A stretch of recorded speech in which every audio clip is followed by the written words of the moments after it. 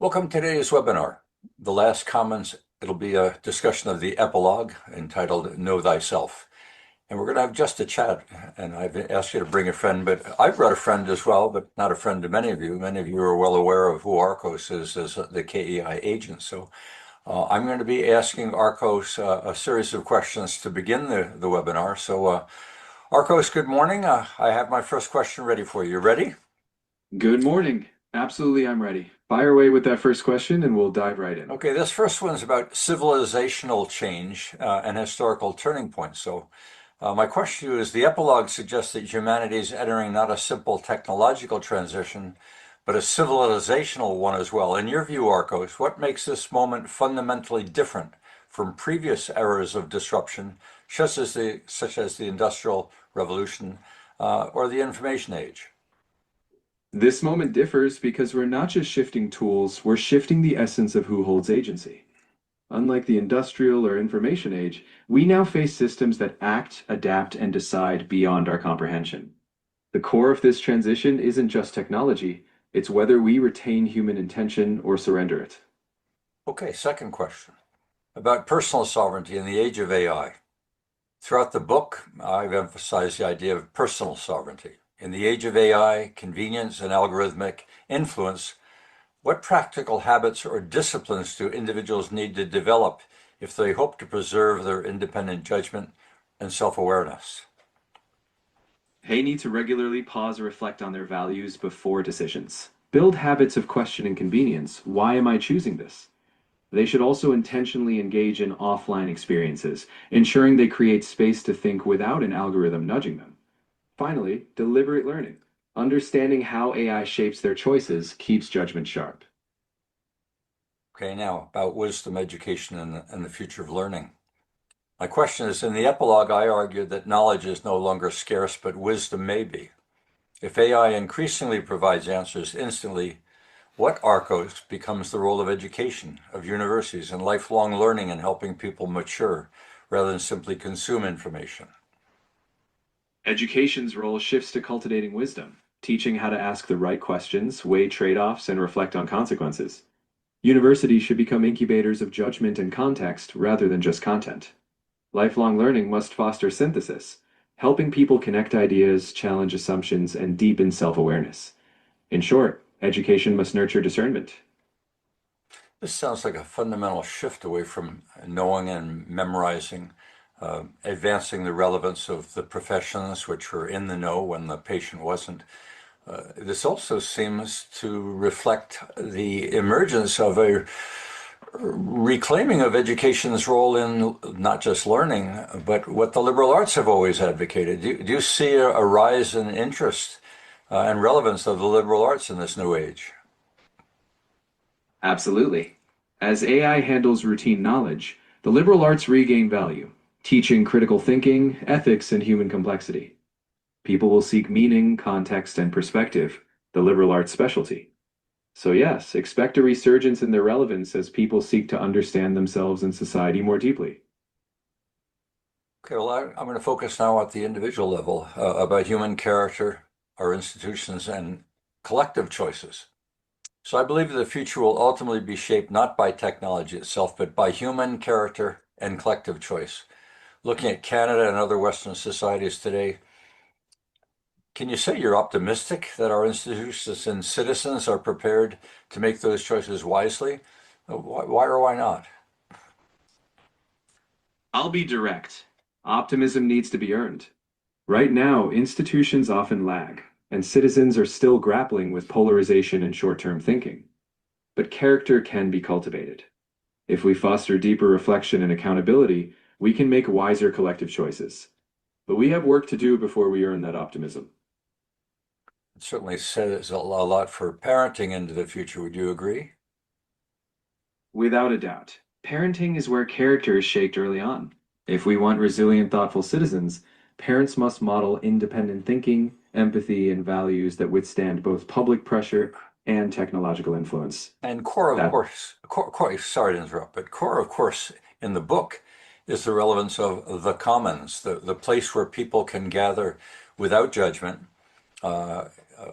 without collective judgment, share their views in an open dialogue instead of being told what to think or what to do. Do you agree that the essence of the book, and that is the commons, creating places like the commons, like we've been doing for 20 years, is key for those that are playing an organizational role in society? I wholeheartedly agree. The commons, spaces where people can freely exchange, reflect, and disagree without fear, are vital. When organizations foster commons like dialogue, they strengthen collective wisdom. In a world overwhelmed by top down narratives, genuine common spaces are essential for navigating complex choices. This certainly is not consistent with the drift to autocracies, which many people see underway, and some feel maybe the only answer in the future is to give bodies like governments even more power in order to confront the dangers of AI. What's your view? I'd be cautious. More centralized power risks stifling the very commons we need. Facing AI's risks, we need empowered, informed citizens, not just more authority. The answer is building resilient, participatory institutions where collective wisdom shapes AI governance, not trading sovereignty for control. Well, my last question, and then I'll open up discussion for the viewers.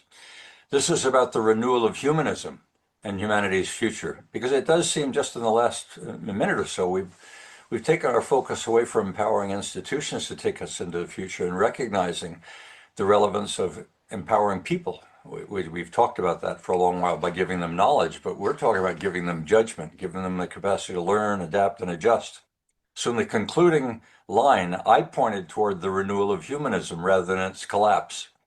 As you reflect on the full journey of the last common, what gives you the greatest hope that humanity can emerge from this period stronger, wiser, and more creative than the more dependent and fragmented?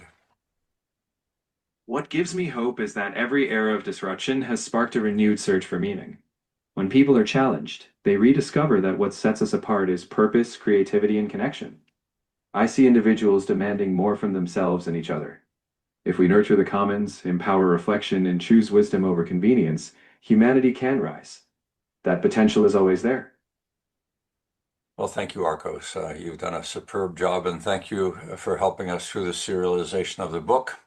I welcome you to participate in future webinars, but of course, that's your choice. It's been a pleasure to support the journey. I'll be ready for future discussions. Just call on me when you see fit. Let's keep pushing these important conversations forward. Okay, now over to the viewers. Anything you want to reflect on that you heard ARCOS share with me in the course of that interview? Jeff Kramer, anything you're sitting in the upper left-hand corner, so you got a nice smile on your face. Any comments you want to share with us? Well, what I got from that was, we have an opportunity with artificial intelligence. Never before in the history of mankind have we ever had access to so much knowledge in so many different fields. And really, it is empowering. Unfortunately, I think that a few people are going to be empowered by it, and I think that the majority of the people are being left behind somehow or another. That's my gut feeling. I'm a fairly technical person, and I hope Bogdan doesn't mind mentioning that we were talking about setting up AI. I've got a small group of people that we're experimenting with setting up AI on our computers.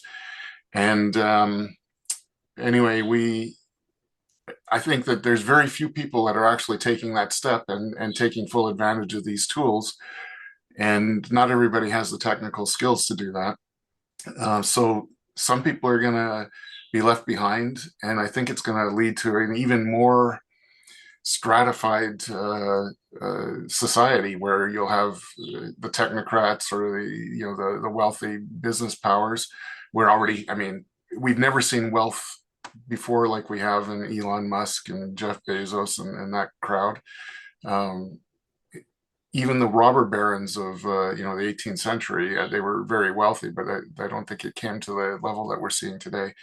And at the same time, we're seeing the middle class being shrunk, mostly going into the lower class in terms of economic power, I guess. At the same time, a rising tide lifts all boats. So even the poorest are benefiting from this technology. So it's a very strange situation where we're seeing a lot of progress in society, and yet there's a lot of things that are going backwards too, I think. So the bifurcation of society, and we've referred to this before, or this diversion of those who will benefit and those who don't, calls for leadership. I mean, it's not the first time that society faces a problem where one group is benefiting and the other is not. And that often brought government into the game in order to play some mediating role. I can't find where is the institutional body or the role of parents, the role of education, the role of university, the role of nobody seems to be stepping in, recognizing this issue of the bifurcation of a society as a byproduct of the emergence of AI and the collapse of the knowledge economy. Bogdan, you've got your hand up. Your view. Yeah, and I appreciate ARCOS's contribution because it projects value that I see in the AI as we have it now. My fear is that we're going to have many that will miss what AI technology is actually offering. It's not a living entity. It's not a magic power. It is actually the collective, the accumulated knowledge and of the many, cleaned and crystallized and offered back. There is no bit of knowledge inside the silicon that comes from the silicon. It comes from us, from the society, and from the written contributions of many, and it's cleaned up and offered back.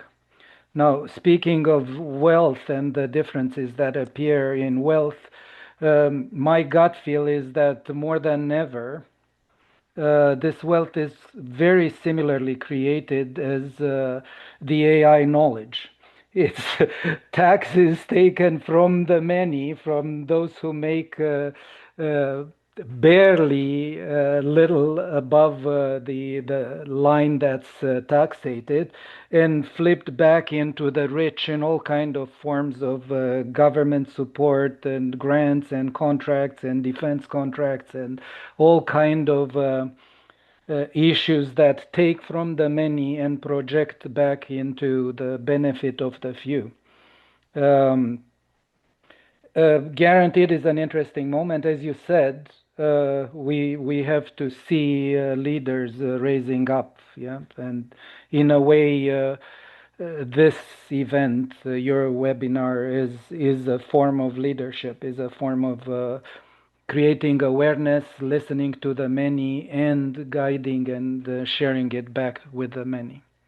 Well, the leadership I think the book calls for is if the commons is a place that's safe and a place where people can learn how to adapt, how to make judgments, how to find meaning, and how to define purpose, then the leadership, it would seem to me, is one that brings people together in the interests of giving them a place that they can feel safe and benefit from the collective instead of being controlled by the collective. But I'm not saying KEI is unique in this way, but in some ways we are unique. And I look for similar initiatives, not that KEI is going to be a global phenomenon. You would think these would be popping up in many quarters as individuals seek safe spaces, not spaces that we've got in our universities today where they tell you whether you can or can't speak. Go ahead, Bill, your turn. Yeah, what I see is the transition, no different than the Industrial Revolution. The biggest challenge today, however, is once we've removed the lock on knowledge and make it a commodity, which for quite literally millennium has been the defining differentiator between the elite and the not the elite. I know more than you, and therefore I get authority, is being undermined. And really throughout history, we have no equivalent of such an undermining. And then the second challenge is, since the Second World War, responsibility has been abdicated to higher levels such as government. As you pointed out, Perry, government solves all our problems. So a problem comes in, we call on government to solve it. So the personal responsibility becomes transferred to another entity or institution.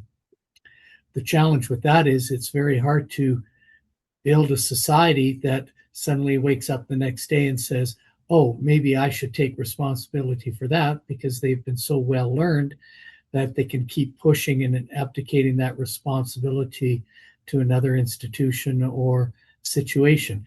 And this is where the fault line, I think, comes in all our dialogue.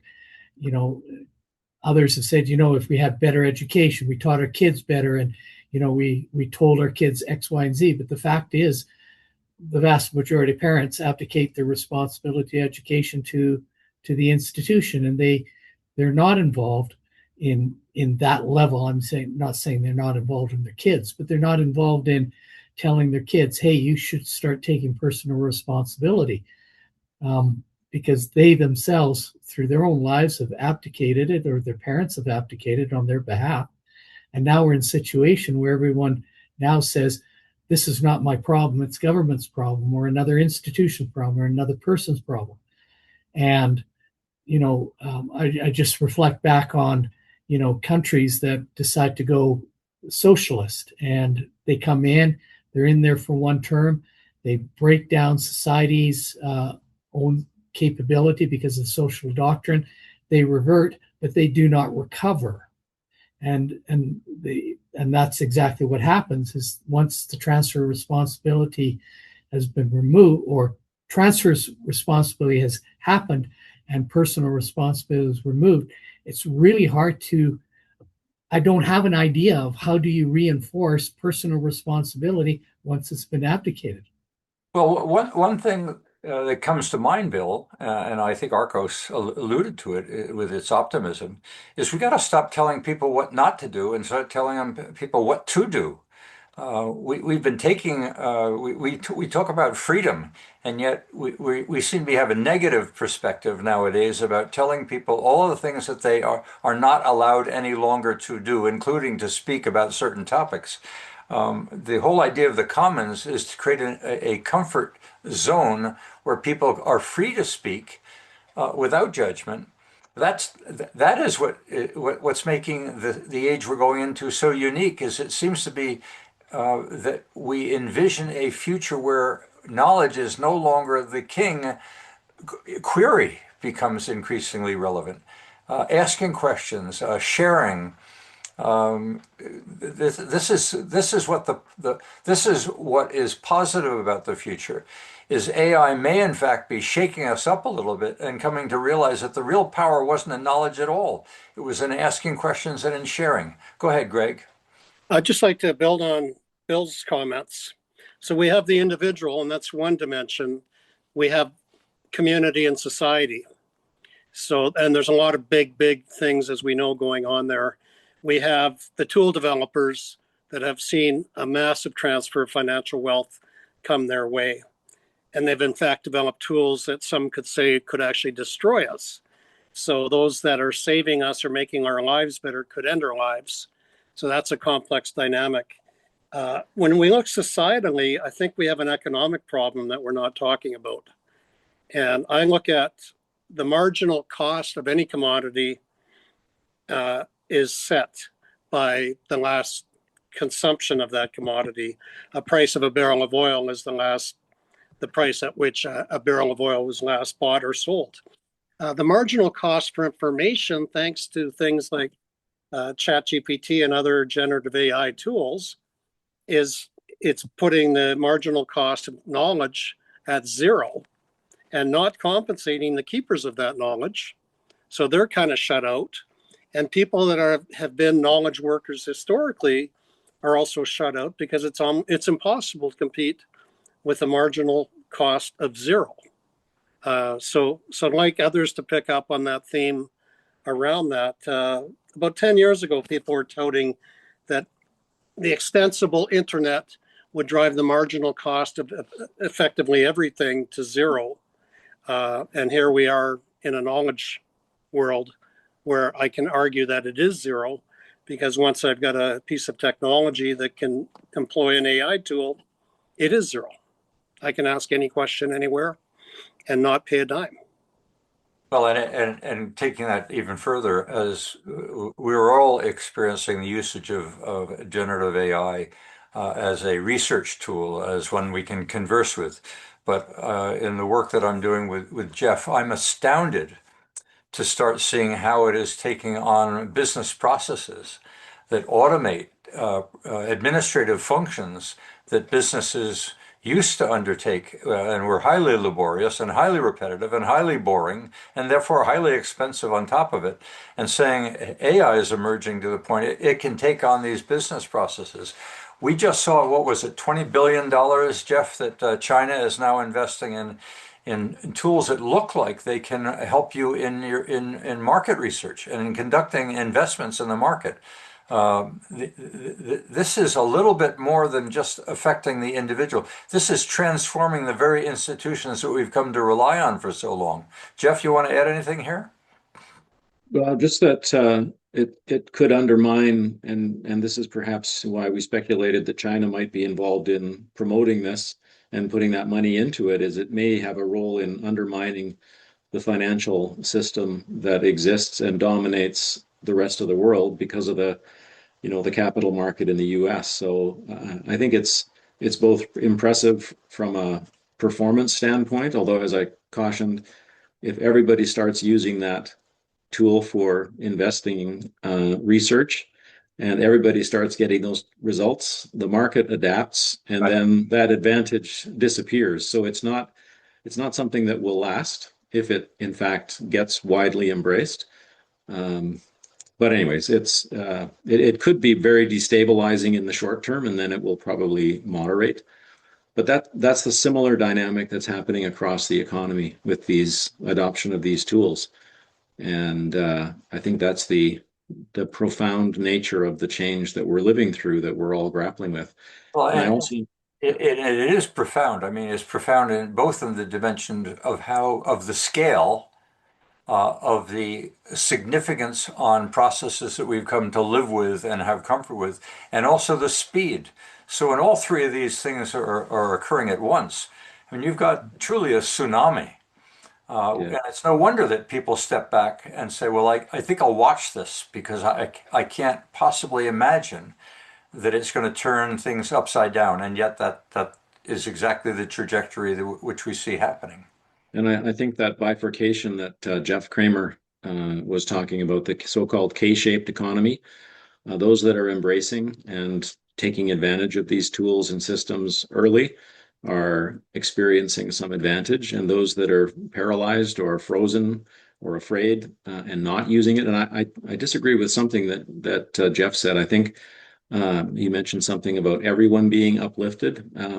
I think the very poorest who are not using and not able to use these tools in the nature of their work or lives, they may continue to be depressed by this adoption by others. So I'm not as optimistic about the lower part of that K. It may just continue, and then I think that's potentially very dangerous for society if that inequality gets worse than it already is, and it's never been worse than it is right now already. So that's a concern of mine.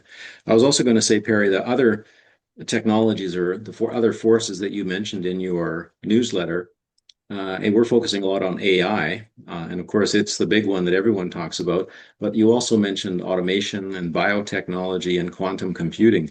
And now AI is playing a role in all of those as well. So that's why it's such a important and significant influence. But all of those, each of those, you could dig deep into them, and you would swing between dystopian fear and utopian optimism in terms of the potential for society. But I don't think it's the technology or the fear itself. It's our willingness to surrender our judgment. And that's, I think, what you got to in the newsletter as well, our willingness to surrender our judgment to each of those systems or technologies when they are so incredibly powerful that we can't really fully understand them.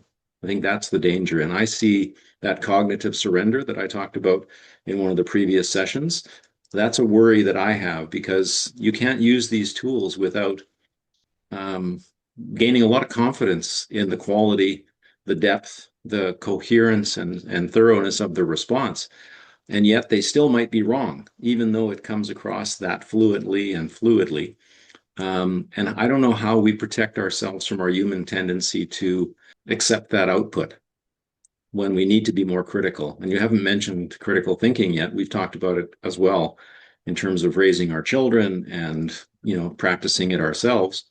But that becomes ever more difficult given the quality of the response that we get from some of these tools. It is truly remarkable, and it's also dangerous. There are generational differences here too. I mean, we can speak openly about the commons and talk about these topics, given that many of us are yet retired and have the time and the interest and are not directly affected. But if you're an 18-year-old wondering what am I going to do when I grow up, we're seeing the bailing out of male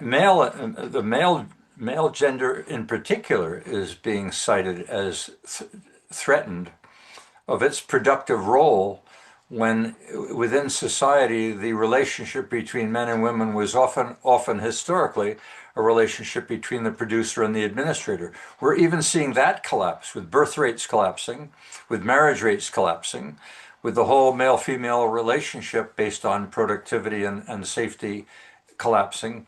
There's a transition in itself that is a byproduct of the rapid rates of change, the shifting of production into something that's basically automated and not depending upon manual labor, much less thinking. So you got the professions being affected, not just the manual labor. Manual labor has always been threatened since the Middle Ages with automation. Now we're beginning to automate functions of the brain. Who's going to escape? Is it the politician? Is it the fascists that run the corporations? Who's safe in this new future? Haley. Who's safe? Who's safe? It's such a fear-based question. Who's safe? Were we ever safe? I mean, maybe this is such a great shakeup. And you're talking about the reason I started smiling is because you started talking about the relational elements between men and women, and framing it as productivity and administration. I've never heard a gender relationship based on productivity and administration before. Well, why I raised it, it's been all over the media the last couple of weeks, is there's a lot of research going on of men bailing out, and they talk about that productive versus administrative relationships. So don't blame it on me. It's out there. It's being discussed. Okay. So it's not yours. It could also simply be the democratization of knowledge and the lessening of control. And so now we're not seeing any lessening of control. We're seeing a shift in control. It all looks like a playbook to me that's been done before. Correct me if I'm wrong. This is. So it's like a Shakespearean play done with modern setting now. It's no different. Yeah, I think borders are disappearing. I mean, I cited that in order to bring exactly that point to the surface, that the differences that shaped the knowledge economy of those in the know and those not in the know, those producing and those not producing, the professions at the top as king of the castle, all that is disappearing. It's a flattening. At least in this transition period, the sense is it's a flattening of society instead of having all these various hierarchies based on who's in the know, who's producing, and who's not. Automation, as well as the erosion of the knowledge economy, same conclusion. It flattens society. Now, what will emerge, and it's Jeff Hewlett has made this point to me over and over again, the corporations today that are multinational, that are gathering trillions of dollars to the point that they are bigger and more powerful economically anyway than entire nations. therein lies one of the concerns that some has. We are seeing a shift in power from government to the large corporations. And government has historically, anyway, in democracy, believed that it behaves in the interests of the people. Do corporations operate in the interests of people? Do they have to be a nonprofit? Is it okay to be a profit taker and being king of the castle and owning the data, owning these systems? Let me call that out for a second. When, I mean, this is an assumption. When did we ever think that governments weren't controlled by corporations? I didn't think they were controlled by corporations either. Well, I mean, we've had lobby groups for a long time. We've had lots of groups controlling government interests for a long time. Who has ever been concerned for? Well, okay, I could argue with you. I could say unions have been very powerful. The minorities, the tyranny by the minorities. I think corporations may well have lobbies, but the welfare state has not been driven solely by corporations. The welfare state's been driven by this passion that we have, that everybody, or to each according to their needs and from each according to their capacity to produce. That seems to have been the driving force. Now it's changing. I would just say I think you're correct, Haley, that there has been corporate influence in government. There's been lobbyists in the past, but I think what's different now is the scale. I mean, Amazon, I think it's 1,000 lobbyists that they have in DC alone.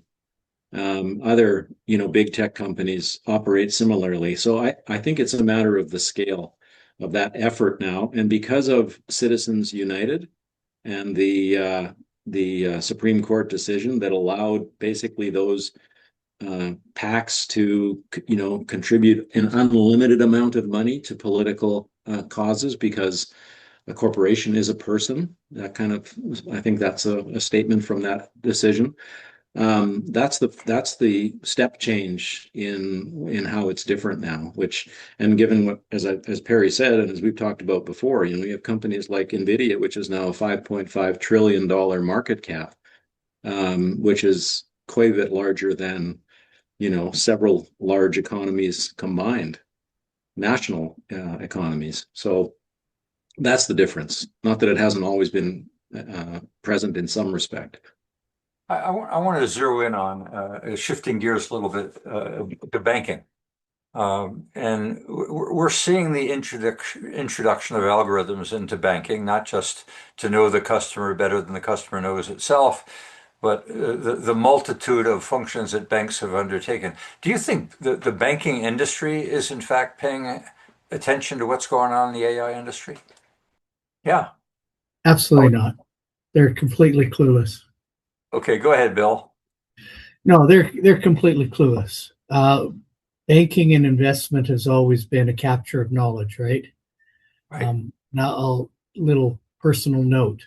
I deal with large funds, and the people I deal with, they're earning deep 6, perhaps even 7-figure salaries, and all they do is plug my number. I'll call you back. And they get a green or a yellow or a red. And I've asked one of them, do you actually know what all that calculation is doing? They go, no. And so it's that capture of knowledge. And in fact, it's been capture of knowledge beyond the person actually understanding the spreadsheet that they operate in. They think they're the experts. They have no idea about finance. They're getting a huge number of dollars to move papers around their desk. And no, banking has no clue of what AI will do to the banking industry. Absolutely. And what do you think it will do? It will empower people like me, where I do understand how the numbers flow and how finance stacks need to be configured and the partners necessary, the de-risking and all of that. And so what AI does is it bring me up to be a direct competitor to a 150-person finance firm that I can outmaneuver them. And no, that's not the right word. I can outdesign them and qualify my numbers faster than they can make with it. So does that make me successful? No, because I still run through the archaic system that they do. And of course, they get set back because I'm asking questions that they have no answers to.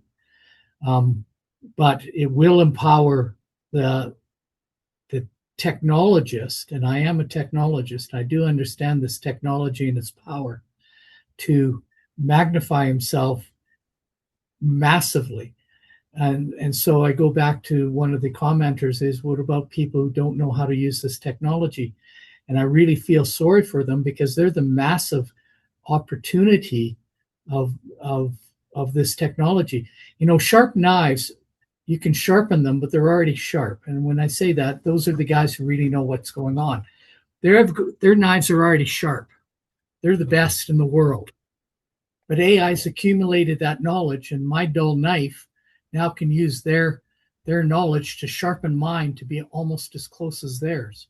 So they might be able to magnify their ability by a percentage points like 10, 15, but I'm magnifying it 100, 150%. And that's the ability of this AI, is it brings dull knives to be sharp, that we could go into a room with these guys and actually be sharp, be presentation, be knowledgeable, be direct, know what we're doing in a really quick way. We don't need degrees. We can get the information we need. We can condense a 4-year degree into 15 minutes with AI.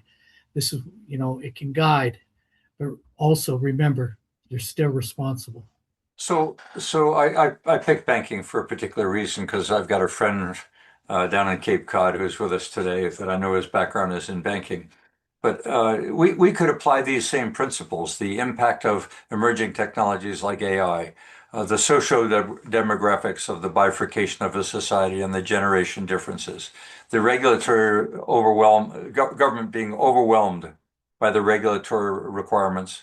We've got the forces and sources of change in the economy on top of it, the shifts maybe to China, maybe back to the US. We've got stress at every level. It isn't just banking. We're seeing it in healthcare, we're seeing it in education, we're seeing it in forestry. I can't think of an industry that today isn't feeling the pressure of socio-demographics, changing economy, emerging technologies, and regulatory ineptness of government. This is stressful. This is a transition. Toynbee in the newsletter, I cited Arnold Toynbee saying that the good news is systems do ultimately react. They're initially defensive. They're initially hoping that this will go away. They're initially hoping it will be in their interests. And then finally they begin to adapt. They're typically slow to adapt, but Toynbee's views that in history, systems usually do come to adapt. Safety emerges, optimism occurs, and we move on.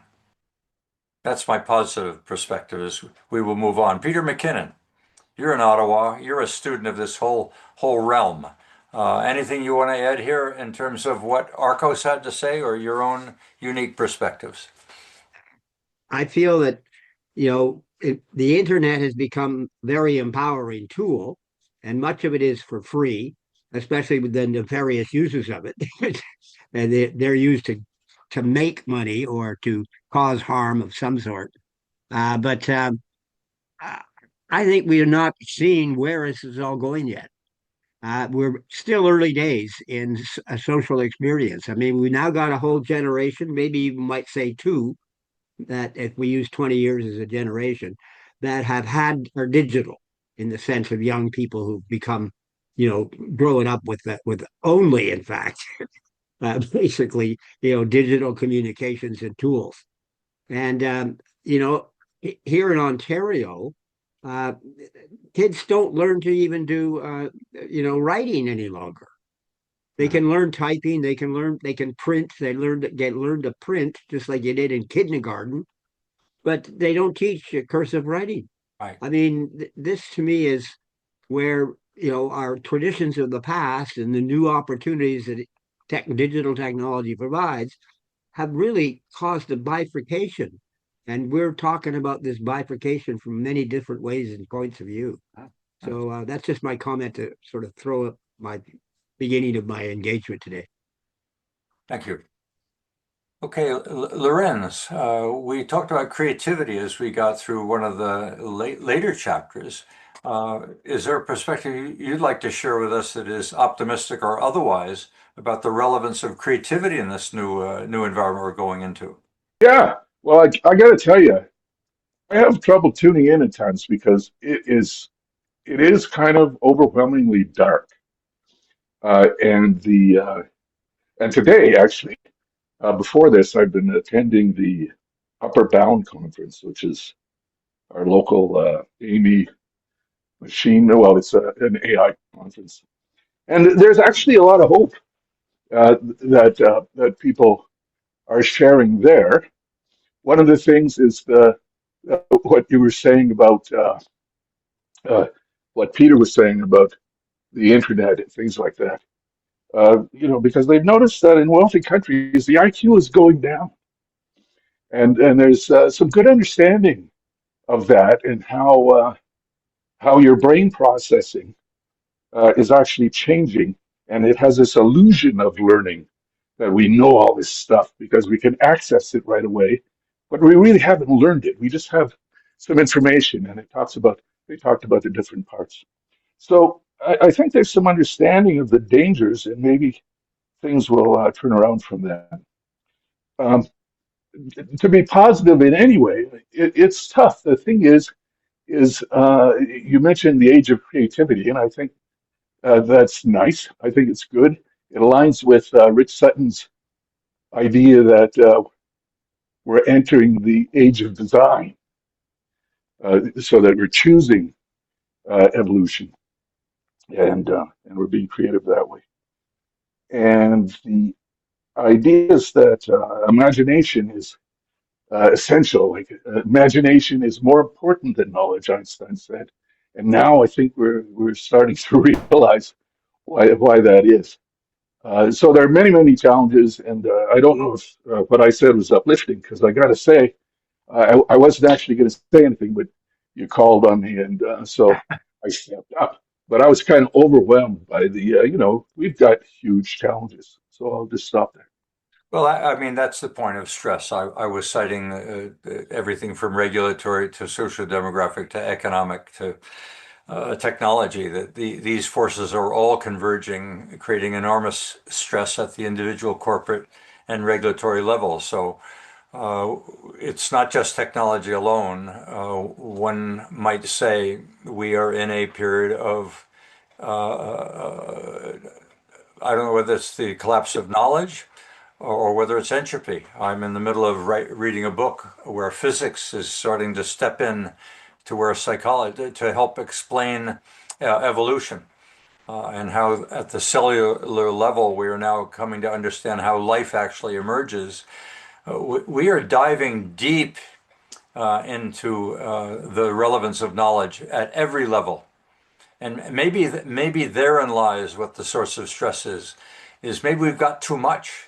Maybe mankind, as Randall would articulate, is being overwhelmed by not just change, but the knowledge which exists in society, and that AI has stepped in and making it even worse or even better because we now all have it and we've devalued it. And the institutions that have relied heavily on the relevance of knowledge to sustain their power are now losing that power.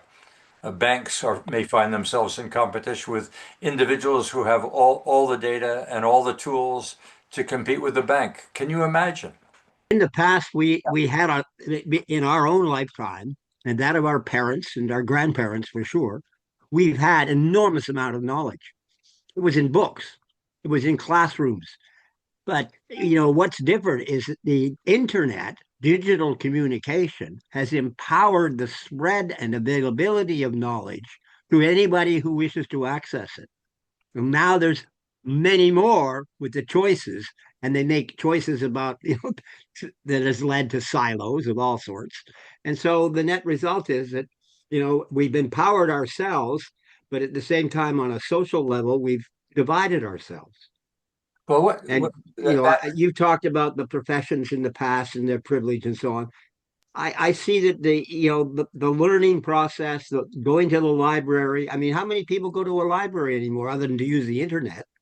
completely different world in terms of the sharing of knowledge. But let's take that empowerment for a moment. I spend some time with youth.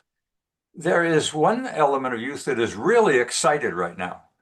They are entrepreneurial as can be. They are using AI for all sorts of purposes, often to help the middle class or the middle age run their businesses. But there is reason for optimism as young kids look at these new technologies and say that, yeah, it's a threat. It's only a threat if you don't seize it as an opportunity. There are young people wondering if there'll be a job for them in the future. And there are also young people saying they are excited about the future and they are learning how to use these tools to take over what adults used to do that was highly laborious, and showing them how to operate their businesses much more efficiently. I'm just excited about this incredible accessibility to almost all knowledge. You referenced the hassle of going to a library and getting the help of a researcher to find what I'm looking for. And if I don't take advantage of the reference technician who's at the library, it's another order of magnitude worse, me trying to find what I'm looking for. So I think this AI is this gargantuan example of what we've seen many times before, and that it has incredible positives and incredible negatives. So, nuclear power is a great example. Electricity is also an example. Cars can be used as weapons. Cars kill people. But it's a tiny, tiny problem compared to all the benefits that everybody gets from the billions of cars on the roads every day. So I'm taking a very positive view that this is a new revolution, just like electricity was. And we're having these giant debates because we're not sure about the benefits, how they'll shake out. We're concerned about the risks. We're not sure how they'll shake out. And we have a lot of nonsense on social media. I see AI as a powerful tool to combat some of that stupid nonsense. But on the other hand, it may proliferate. So I'm choosing to be positive here. So are you using AI in any way in your business or in your life, Yogi? I've started to write drafts of the articles that I write using AI. I've also, and I emphasize drafts because my experience is improves my productivity, but some of the sentences are not that clear. And I am adding value to improve the communication of the final product. And there's no question that AI is bringing points to the themes of my articles that I had not considered. So that's a positive. The other side is it does leave out some things that I think are relevant. So I'm still contributing value to the whole process of writing articles. I've also asked AI a couple of questions, and I'm going to do more of that, about subjects that I know very little about, but I have some curiosity. And it's rapidly helping me understand certain topics, for example, chemistry. I've never attended a chemistry class in my life. I could go get a master's in chemistry, and that would take me a few years, and I would enjoy that experience. But AI is bringing that at my fingertips within minutes, and it's incredibly exciting. Well, I share with you. As you know, I use it in everything from getting marbles out of a carburetor to gardening that I knew nothing about to helping me here with ARCOS and the development of our newsletter and our book. But I just saw on the chat Jeff Kramer looking at the significant usage of it in the military. Now, the military is there to bring about peace. It wants to have a winner and a loser. But we're seeing the application of AI in military usage and bots to an extraordinary. So we're seeing a complete transition in the way war is may well be fought or are being fought as a byproduct of emerging technologies, including AI. We are seeing AI being employed to advance fusion.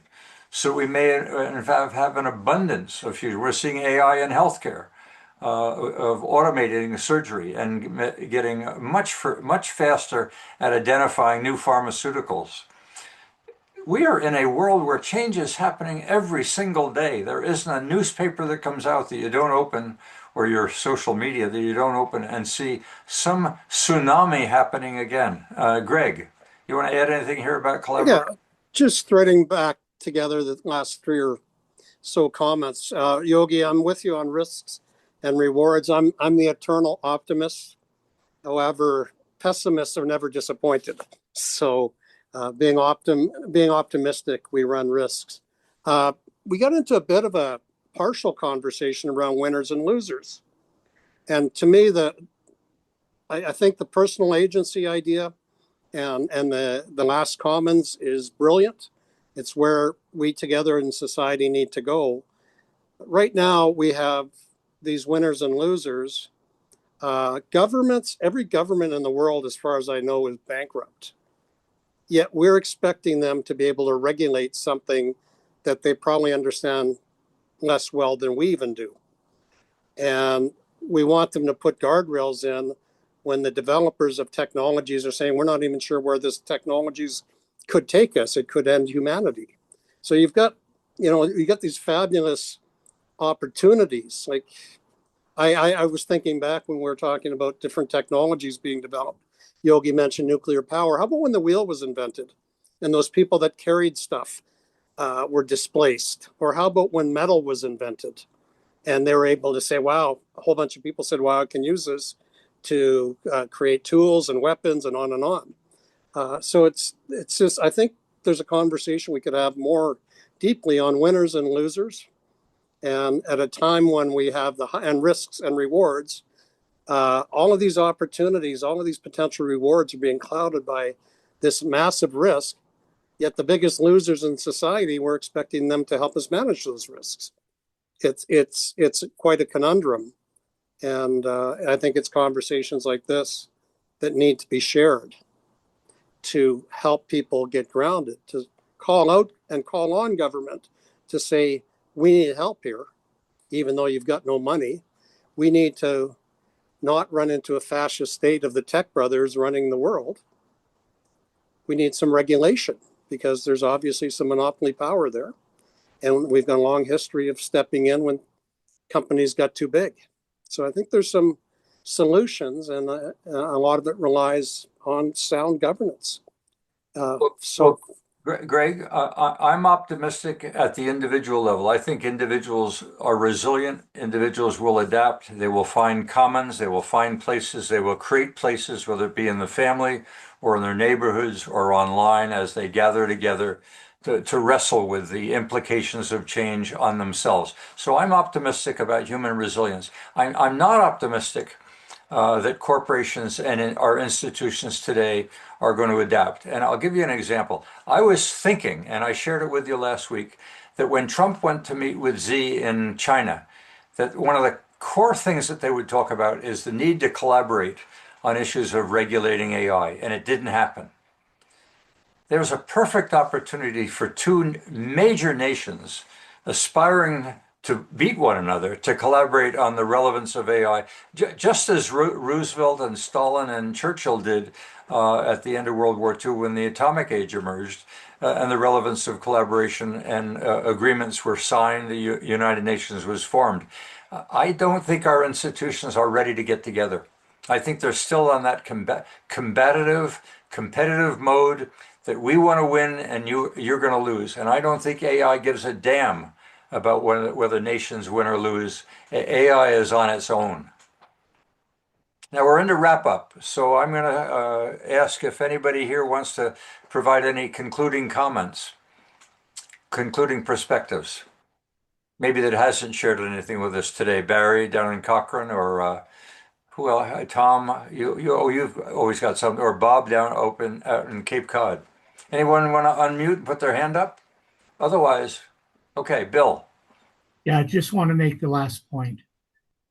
AI will reward the responsible and disciplined user of it and give that person the ability to challenge the latent experts, process dependent, and others that have trapped the knowledge economy into themselves.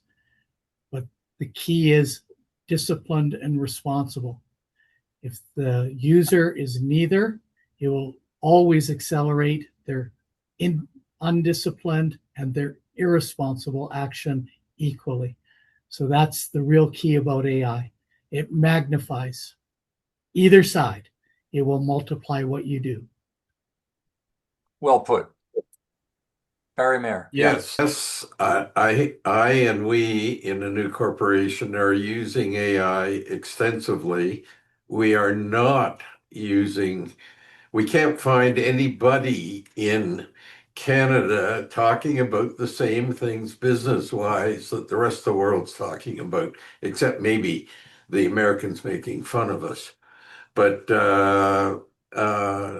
there's AI centers in Europe that are being quite knowledgeable on our circumstances, maybe more so than the AI centers here.